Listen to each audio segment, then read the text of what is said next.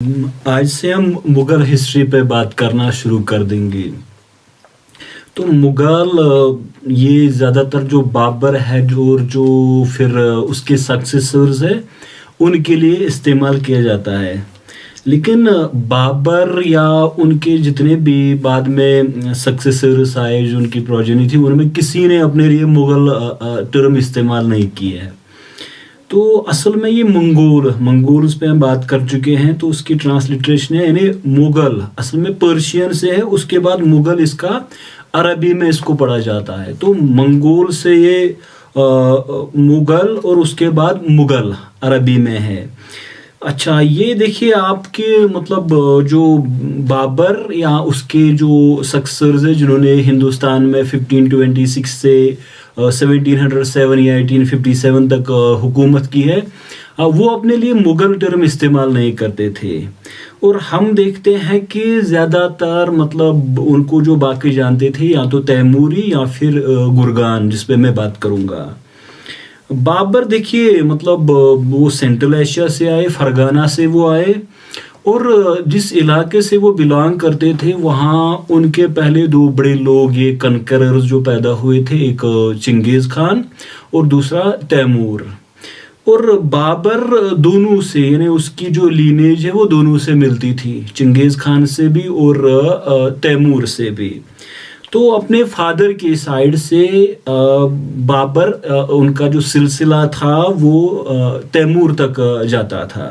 हम देखते हैं कि बाबर उसके मतलब शेख उमर शेख मिर्ज़ा का बेटा था, वो सुल्तान अबू सईद मिर्ज़ा का, और वो सुल्तान मोहम्मद मिर्ज़ा का, और वो मीरान शाह का, और मीरान शाह खुद तैमूर का बेटा था। यानी 4 जनरेशन से होकर बाबर का सिलसिला तैमूर तक पहुंचता था। तो अभी हम देखते हैं उनके मतलब अगर हम माँ के साइड से देखें, फ्रॉम मदर साइड कुतुब निगार खानम, तो वो यूनुस खान की बेटी थी, और यूनुस खान का सिलसिला जाके चागताई तक पहुंचता था जो चिंगेज़ खान का बेटा था, यानी 14th डिसेंडेंट ऑफ चिंगेज़ खान। तो एक तरह से उनका बाप की साइड से वो तैमूर तक जाते थे और माँ की तरफ से उनका सिलसिला वो पहुंच जाता था चिंगेज़ खान तक। अब देखिए वो मतलब चंगेज़ के साथ खुद को लिंक नहीं करते थे, बल्कि वो मतलब जो उनका जो पूरा वो एक प्राइड ले जिसपे वो उनकी एक एंसेस्ट्रल हेरिटेज थी, वो तैमूर से बड़ा वो मतलब उनका नाम वो लेते थे, उनका इस्तेमाल करते थे, और फिर उसमें उनका नाम लेने में तैमूर का या अमीर तैमूर जिनको कहा जाता है उनके में फ़ख्र महसूस करते थे उनका नाम लेने में। तो तैमूर भी असल में मंगोल नहीं था। अब देखिए कि वो असल में ये जो मतलब जब 14th सेंचुरी में मंगोल एम्पायर का डिक्लाइन होता है, उसके बाद हम देखते हैं नई रियासतें वजूद में आ गई। तो उनमें तो वो बायजीद अव्वल के under it was the rise of Ottoman empire. और यहाँ हम देखते हैं कि एक और जो उसमें पैदा हुआ था ये कनकरर तैमूर ने ये कहा था या वो कर रहा था कि एक सिंबॉलिकली मैं फिर से मंगोल एम्पायर को जिंदा करूं, लेकिन वो डायरेक्ट मतलब उनका कोई डिसेंडेंट नहीं था या उनकी लीनेज चिंगेज़ के साथ नहीं मिलती थी। अब उसने क्या किया कि उसने ये symbolic recreation of Mongol empire के लिए उसने एक चिंगेज़ खान के खानदान की एक मतलब जिनको प्रिंसेस कहा जाता है बेटी, उनके खानदान की एक लड़की से उसने शादी कर ली, और फिर उसने अपना टाइटल लिया था जिसको हम कहते हैं गुरगान या गुरखान भी किसी जगह लिखते हैं, यानी सन इन लॉ ऑफ दिस मतलब मंगोल डायनास्टी। तो इसी तरह से हम देखते हैं कि बाबर जो लिखते हैं वो अपने आप को तुर्क लिखते हैं, यानी वो बाबर समझते थे कि हम तुर्क है, और किसी जगह उन्होंने ये गुरखानी का लफ्ज़ भी इस्तेमाल नहीं किया। हालांकि इनको कहा जाता है आले गुरखान का मतलब कि ये डिसेंडेंट्स ऑफ तैमूर थे। लेकिन बाबर एक जगह उन्होंने ये तैमूरी सलातीन ये लफ्ज़ इस्तेमाल किया है, लेकिन अगर आप ज़्यादातर देखोगे वो अपने आप को टर्क ही कहते हैं, यानी तुर्क ही समझते थे अपने आप को। तो ये मतलब ये चीज़ें बड़ी इम्पोर्टेंट है जब मुग़ल हिस्ट्री पे हम बात करते हैं कि जो मुग़ल एम्पायर इसका ताल्लुक बाबर से है। और बाबर कहाँ से आते थे, किस टाइम में आते थे, उस पर तो मैं बात करूँगा, लेकिन उनकी एंसेस्ट्रल हेरिटेज पे मतलब ये बड़ा बड़ा ज़रूरी है कि इसको हम समझें। तो वो दोनों जो बड़े वारलॉर्ड्स थे या कनकरर्स थे अपने टाइम में, अब जो भी थे, जो भी डिवास्टेशन उन्होंने दहशतगर्दी पूरी दुनिया में कर दी थी, एक तो ये चंगेज़ खान था, दूसरा तैमूर था। लेकिन बड़ा वो इसमें मतलब एक अच्छा प्राइड महसूस करते थे तैमूर के साथ। एक और लिंक जो तैमूर को इनके साथ जोड़ती है, असल में तैमूर भरलस ट्राइब का के साथ बिलोंग करता था। तो वो एलन कुआ पे मैंने बात की थी, वो जिसको एक मिथिकल बर्थ चंगेज़ खान का जो मतलब लीनेज इस तरह तैयार किया गया। तो उनका तुमनाए खान, वो यहाँ पे उन्होंने एक फैब्रिकेशन लीनेज में की थी कि मंगोल्स और गुरखानियों का एक ही जगह पे एक नस्ल मिलता है, एंसेस्ट्री मिलती है, वो तुमनाए खान था। लेकिन हम देखते हैं कि जो मतलब हिस्ट्री में हम देखते हैं कि जो तैमूर का एंसेस्टर था, जो मतलब करचाज नोयम, वो head of elite military contingent था, जो कि चागताई को चंगेज ने दिया था। यानी चंगेज खान ने अपने बेटे चागताई को जो मिलिट्री कॉन्टिजेंट दिया था, उसका जो हेड था वो तैमूर का एंसेस्टर था। तो यहाँ एक डायरेक्ट लिंक मिल जाती है कि तैमूर और चंगेज खान। लेकिन वो उसने वो गुर खान जिस पे मैं बात कर चुका हूँ, तो वो उसने मतलब अपना टाइटल ताकि एक मतलब एक लेजिटिमेसी हासिल हो। अब देखिए शाहरुख उलुग वगैरह के टाइम में ये ठीक था तैमूर का एम्पायर, उसके बाद इसका जवाल शुरू होता है। हम फरगना को देखते हैं कि जो कि तैमूराइड एम्पायर का ईस्टर्न मोस्ट पार्ट था।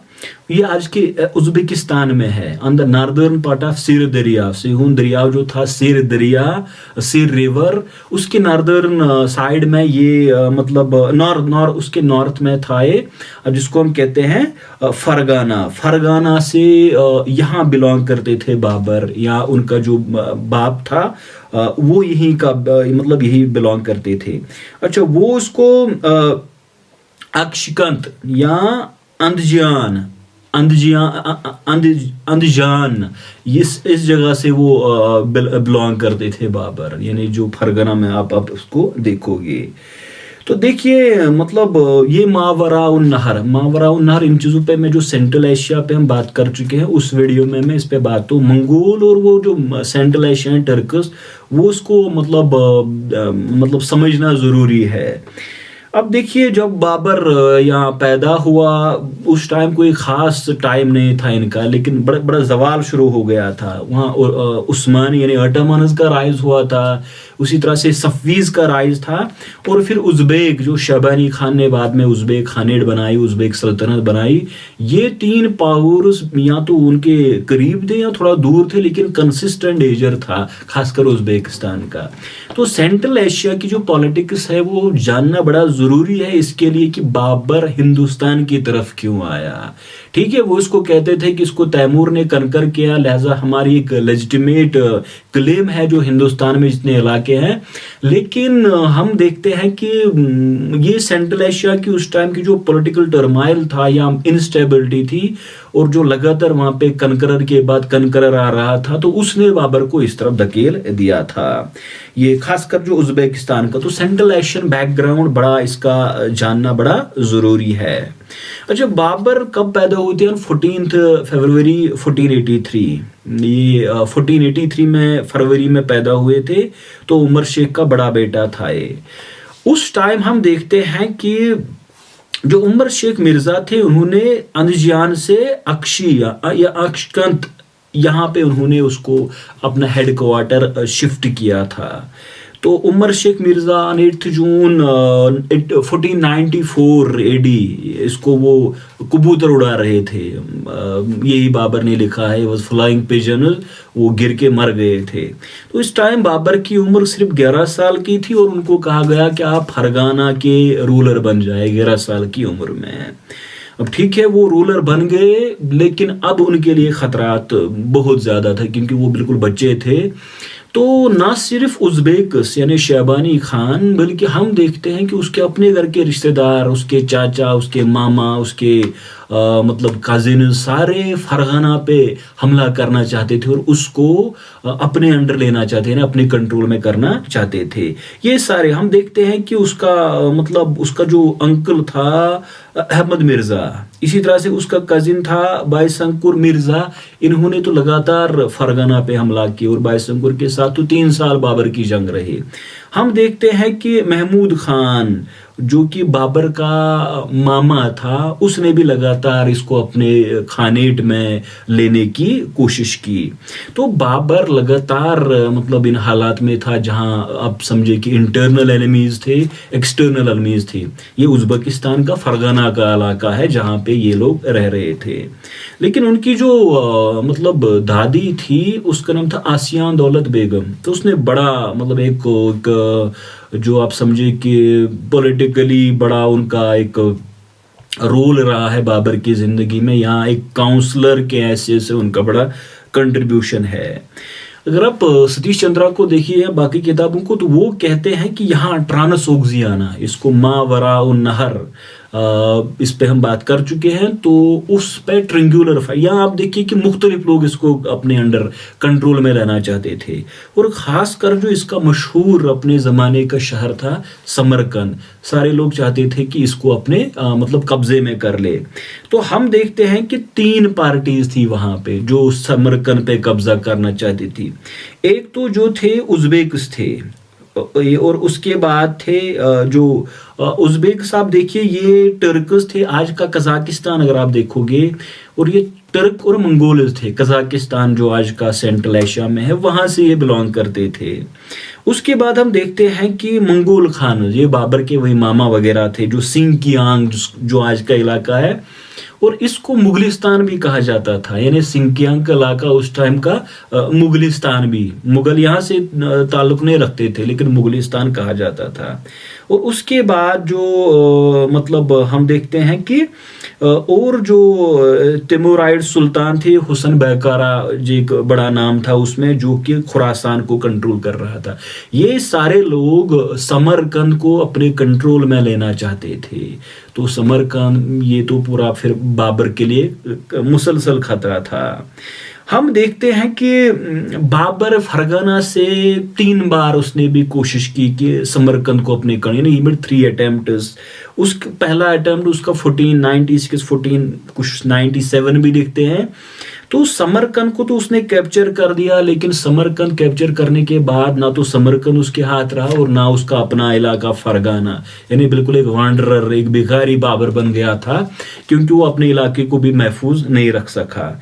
अच्छा, इन 1501 में दोबारा अटेम्प्ट की, और यहाँ हम देखते हैं कि जो उज़्बेक था शहबानी खान, उसने सरीपुल की जगह पे बाबर को हरा दिया था। यानी एक डिसाइसिव डिफीट बाबर को हुई थी, इसको हम कहते हैं सरीपुल। यहाँ पे बाबर को शिकस्त हुई, और यही वो वाक़ा हुआ था कि उसने अपनी बहन खानजादों को सरेंडर किया था, जो कि फिर शाह सफ़ी के टाइम में यहाँ बाबर के पास दोबारा आई थी।